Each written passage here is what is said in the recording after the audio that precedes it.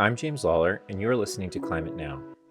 The largest climate conference in the world, COP26, took place this past November in Glasgow, Scotland. Now, to better understand what happened and what didn't happen at this year's conference, I sat down with the editor of Climate Home News, Darby, who attended. So we're going to hear from Megan soon. But before I get into my conversation with Megan, I want to give a quick overview of what COP is, how the meetings got started, and a brief history of the COP conferences, because it's helpful to have the context of what these meetings have been and what's been accomplished and what hasn't been accomplished since they started happening. So here we go. The COP conferences bring together representatives from nearly every country in the world, as well as numerous businesses, nonprofits, and non-governmental organizations every year in an effort to combat climate change. The roots of this annual meeting date to 1988, when the Intergovernmental Panel on Climate Change, or IPCC, was established to provide regular scientific reporting on the changing climate and associated risks. That was the same year that NASA scientist James Hansen told the U.S. Senate that man-made global warming had begun and was a real serious threat. Now, in 1992, 4 years later, at the Rio de Janeiro Earth Summit, United Nations member states joined an international treaty to reduce greenhouse gas concentrations in Earth's atmosphere. That treaty is known as the UN Framework Convention on Climate Change, or UNFCCC, and now has 197 member states, including all 193 members of the UN, plus Palestine, Niue, the Cook Islands, and the European Union. The first meeting with all of the members of the treaty was known as COP1, and it was held in Berlin in 1995. COP, C-O-P, stands for Conference of the Parties, meaning the Conference of the Parties of that treaty. And the parties are all signatory to the UNFCCC.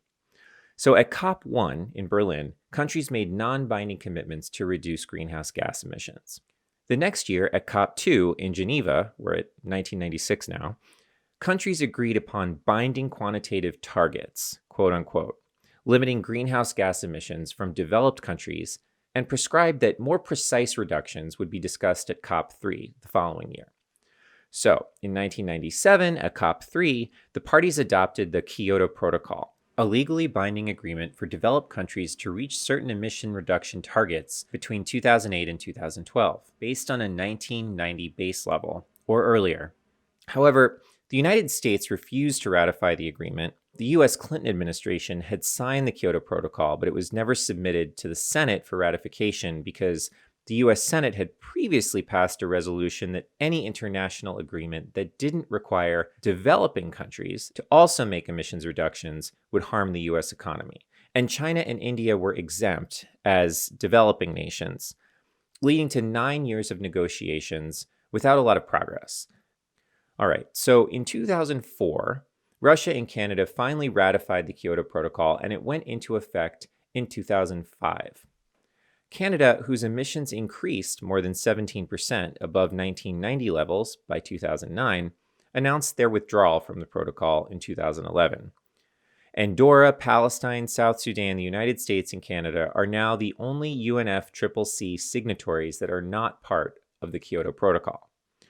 All of the countries that were party to the protocol successfully met their targets, largely due to the financial crisis, the breakup of the Soviet Union, and the purchase of carbon offsets in other countries. Yet, global emissions still increased by 32% from 1990 to 2010. The protocol was extended to 2020 during a conference in Doha, but Russia, New Zealand, and Japan did not take on new targets. Today, in 2021, global emissions have increased from 1990 levels by 57%. Not good. In 2009, at COP15 in Copenhagen, the Copenhagen Accord was adopted, calling for emissions reduction pledges from all major economies, including China for the first time.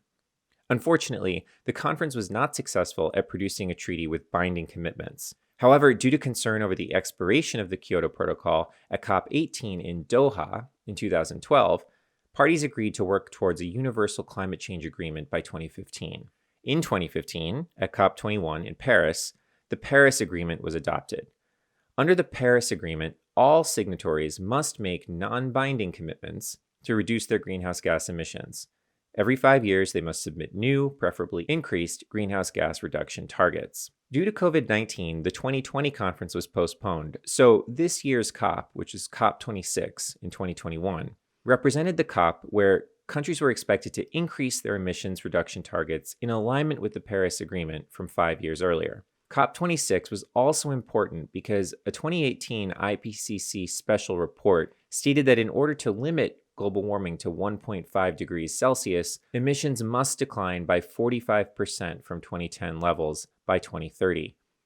It was at this year's COP that countries would share their 2030 emission reduction goals.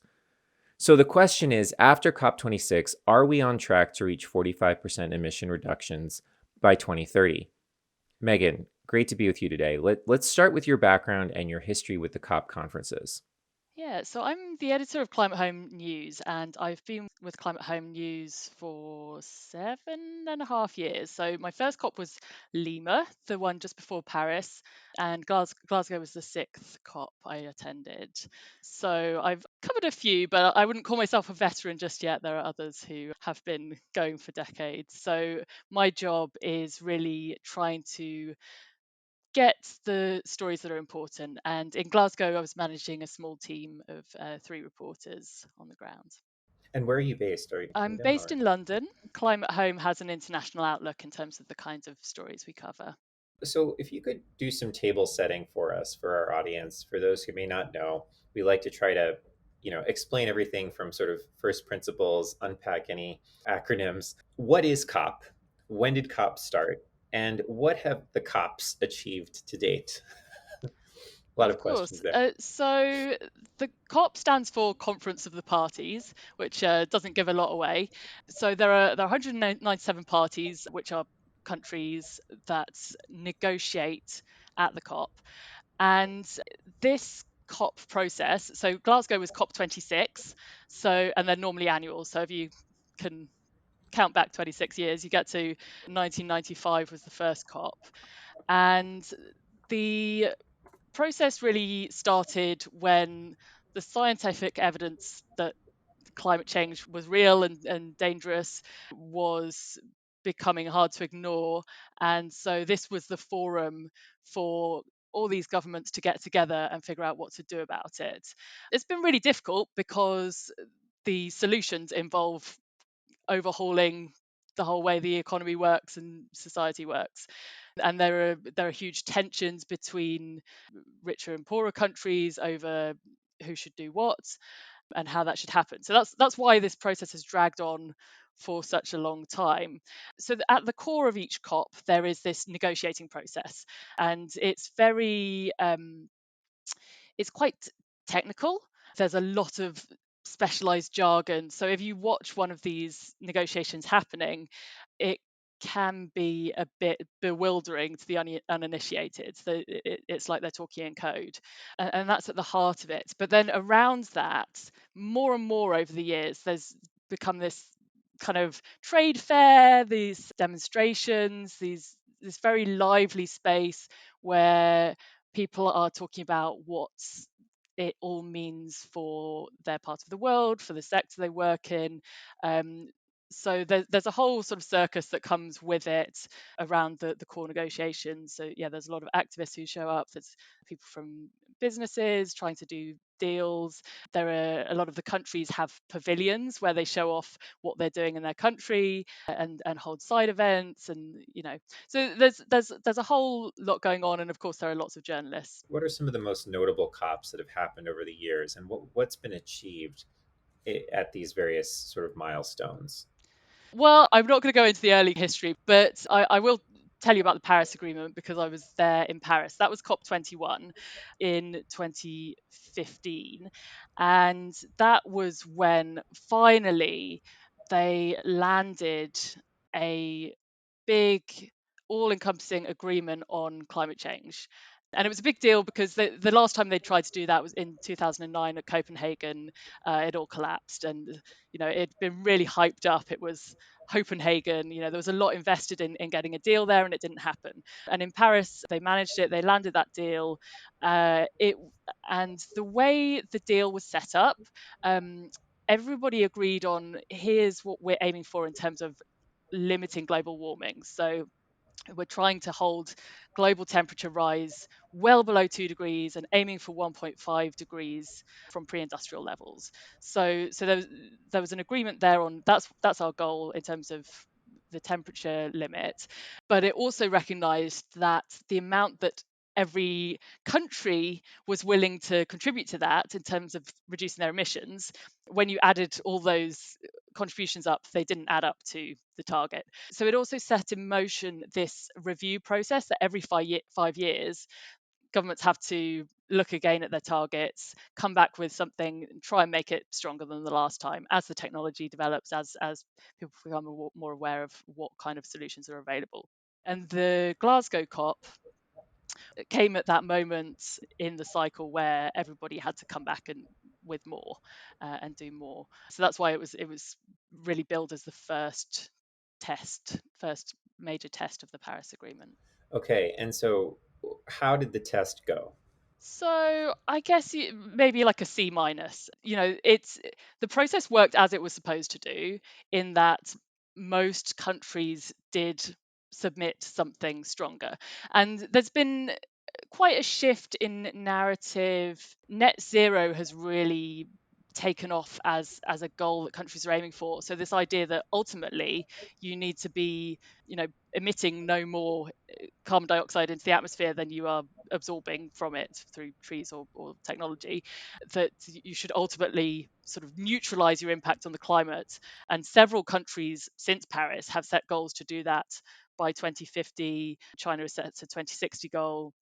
And then in Glasgow, India's kind of surprised everyone. Prime Minister Narendra Modi surprised everyone by saying that India would do so by 2070, although we've yet to see the detail on that. So there's this idea has taken hold. A lot of countries, of course, having a long-term, like mid-century target is all very well, but what are you doing now? And a lot of countries have come back. They've done the work. They have come back with stronger targets for 2030 for this decade as well. So the EU has notably strengthened ambition. The UK, the US under Biden has come in with an okay target. I think it was a range. It was maybe 50 to 52%. Right. The US 2030 target is 50 to 52% reduction from 2005 levels by 2030. So in terms of like the process, it has more or less worked as expected, but a few countries submitted plans that were did not increase ambition since Paris. So Australia stands out, no change. There's just a sort of vague promise that, oh, well, we expect to exceed our target, but that we're not going to change it. Brazil, I think actually they sort of changed the wording around the deforestation target, so it's actually a bit weaker. India, Prime Minister Modi, like I said, announced increased ambition in Glasgow, but we haven't seen it in writing yet. And China's target was there was no change to the headline target. There was just sort of incremental improvements in, here's how we're actually going to implement it. So it kind of has worked as intended, but it's not enough. And the analysts who've crunched the numbers say that the sort of policies, government policies in place today put us on a path to 2.7 degrees of warming, thereabouts. And if all the pledges made in Glasgow are delivered in full, you could get to 1.8 degrees, but that includes some of the sort of vaguer net zero targets. So it's still not at 1.5 degrees, and there's really a lot still to prove. One of the key terms that you mentioned that's been gaining more currency or sort of more, is becoming more widely used is this idea of net zero.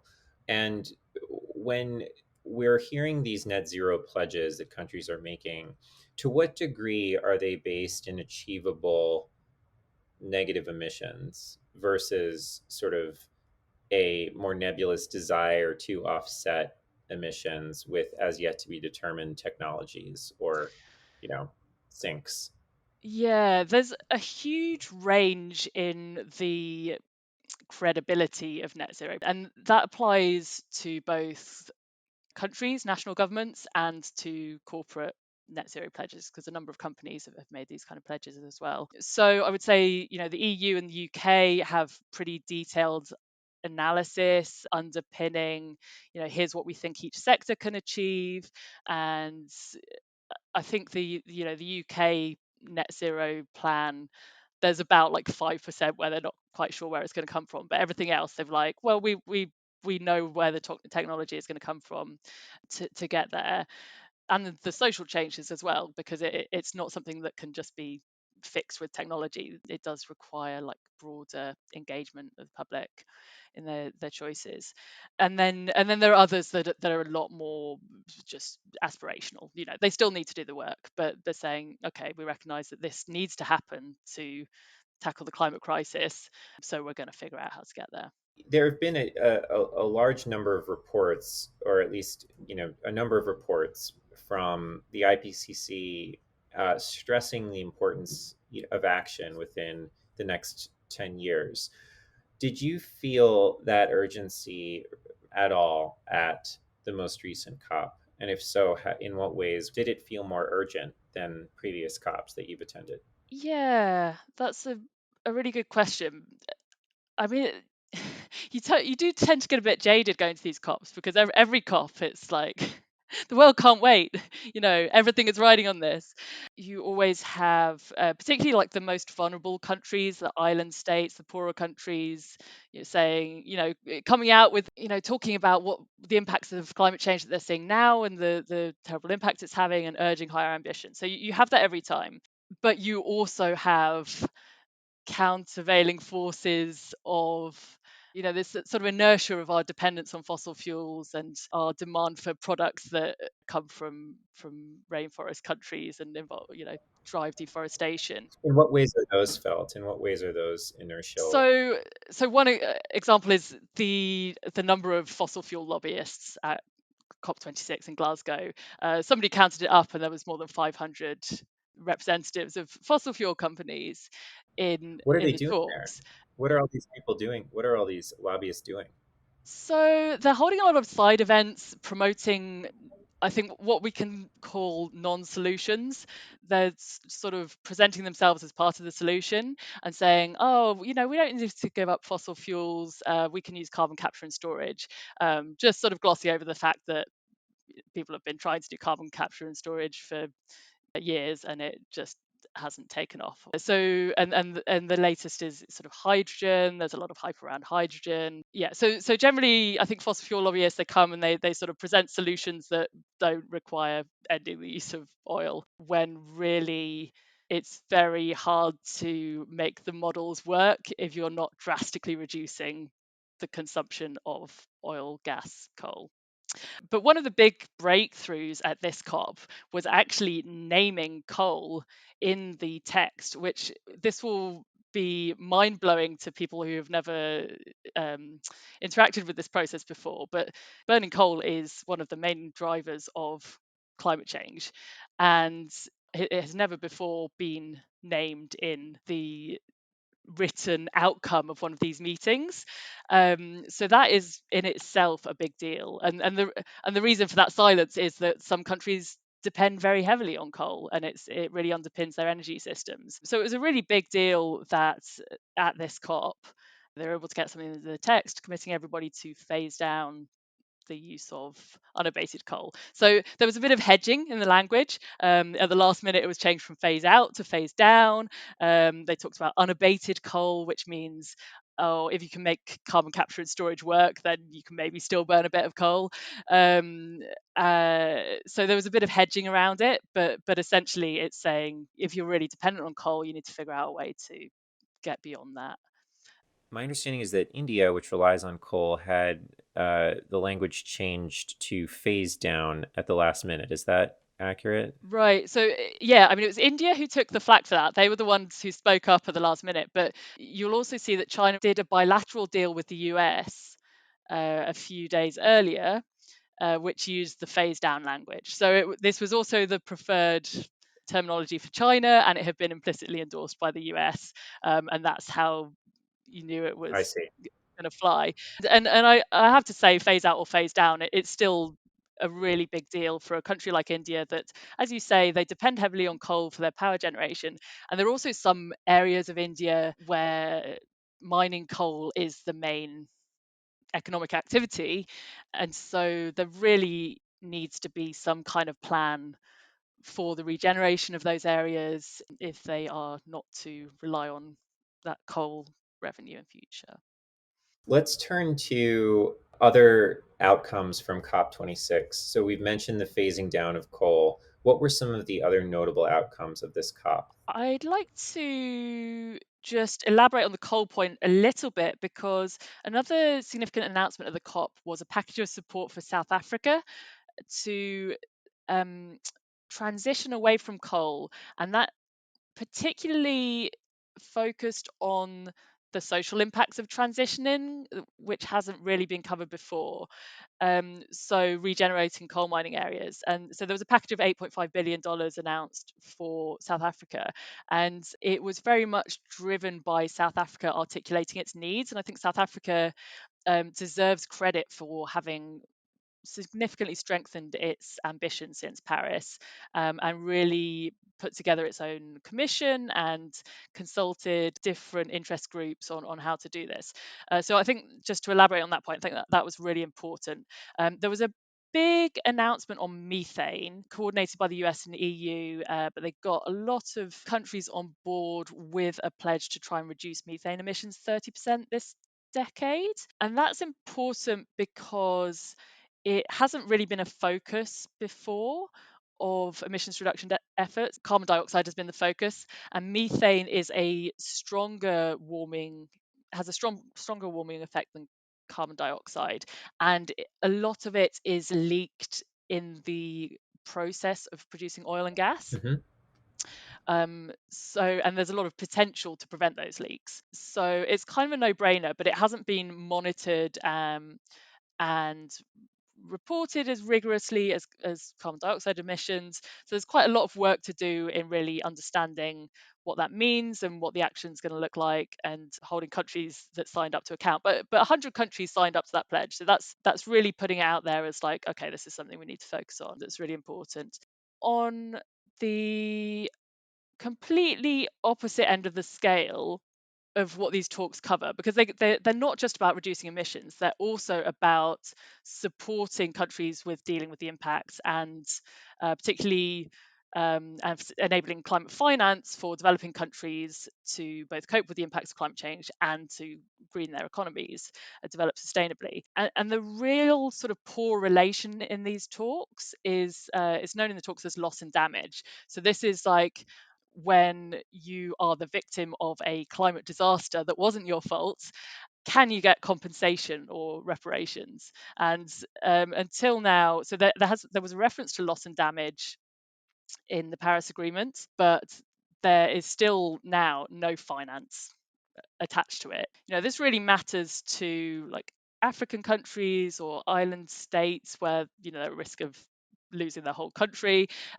or places where people are reliant on subsistence farming, and they are finding because of drought that that doesn't pay anymore, and they have to migrate, they have to move to the city. People are losing their livelihoods, their homes, and in some cases losing their lives to the impacts of climate change, which they did not cause. So this is a sort of always been the poor relation in the talks. And in Glasgow, the Scottish government, which is not technically a party to these talks, but they pledged £2 million to loss and damage finance, and there was a dialogue started. Part of its remit will be considering finance for loss and damage. So again, it's a procedural outcome for the most vulnerable, but there is a sort of glimmer of hope of there actually being some kind of financial support. And the Scottish leader Nicola Sturgeon used the word reparations. This isn't an act of charity. This is an act of reparations. Most rich countries are not on board with that, including the UK. So there's been very strong pushback behind closed doors by all the rich polluters who do not want to cough up for this. But there is some kind of incremental opening the door to maybe having some kind of compensation for the victims of the climate crisis. Can I ask on that front, What do you think those conversations are like? When the negotiators for the rich countries are sitting across from the negotiators for the poor countries, and the poor ones are saying, "Look, we didn't cause any of this. We're suffering from it. We need something." What do the rich countries say? Yeah, like that's a good question. And like, I'm not going to defend it to you because I think it's morally indefensible. I mean, basically, if you are a vulnerable country and you come to these talks, any deal is better than What you no have? deal, really. So when it comes to the crunch, the things that are priorities for the poorest and vulnerable countries, they get pushed aside. The deal is done between the big powers. It's really hard. It's really hard. Like every time they come and they bare their souls, they do this. They're kind of expected to perform their Right, vulnerability. They're expected to come with these stories of like, my islands are sinking and my people are dying, and they kind of take what they can get, really, when it comes to it. But I guess the most principled argument for focusing on mitigation is that the best adaptation is mitigation. Like the best way of coping with climate change is to prevent as much of it as we can. So that's kind of the argument for the rich countries focusing on right, cutting emissions. right, And of course, most of the rich countries we're talking about are democracies, and whatever those leaders are agreeing in international forums, they have to then defend to their voters, or even if they're not democracies, they're still in some ways accountable to their people, right. and their people do not want to give much money to Yeah, other people on the other side of the world. right. So there's just that kind of reality that people like to hold on to what they've got, and that's the main reason why, yeah, there's not much in this process for the most vulnerable countries. And related to that, Article 6 of the Paris Agreement that deals with carbon markets was approved. What is Article 6 and why was that important? Yeah, okay. So Article 6, yeah, is about carbon trading across borders. So there's part of it is setting up a new carbon market, and part of it is the rules around trades between bilateral trades between countries. And this is kind of inherently controversial because under the Paris Agreement, every country, including developing countries, has an emissions reduction target. And under the previous, oh gosh, I'm gonna get it's gonna get really complicated if I start invoking Kyoto. Maybe I just need to keep it simple. Um, okay, so it's inherently controversial because it involves rich countries paying poorer countries to reduce emissions for them, and giving them effectively a pass to keep polluting. So a lot of activists are just flat out opposed to the whole concept. But the case for having that kind of carbon trading is that it helps to mobilize finance for um, climate projects in the developing world, and enables them to be more ambitious than they would be otherwise. And it also allows both parties to the transaction to aim higher than they otherwise would. That's the best argument for it. But there's a lot. The kind of history of carbon offsetting is littered with examples of projects that haven't delivered as much benefit for the climate as advertised. So yeah, so there's a lot that needs to happen to make sure the loopholes aren't exploited, that those trades are actually adding to ambition, and adding to emissions cuts rather than just giving polluters a free pass. And the transparency framework of the Paris Agreement was also agreed upon at Glasgow. Can you wrap us up by explaining what that transparency framework is and why that's important? Yeah, sure. So, and the transparency is, you could call it like a no cheat charter. It's making sure everybody is reporting their emissions in the same way, so that countries can hold each other to account. It's really nerdy, these are really nerdy negotiations. It's stuff like what format the table in Excel should be, and what the column headings need to be, and does everybody need to have follow the same format, or can there be two different approaches for developed and developing countries? And so there's a lot of detail to work out, but they did in Glasgow, they agreed on one framework for everybody, while recognizing that some of the poorer countries don't have the capacity to tick every box and fill every box, but everybody should be working towards those same standards. And it really matters for China particularly. So the developed countries tend to have pretty good carbon accounting.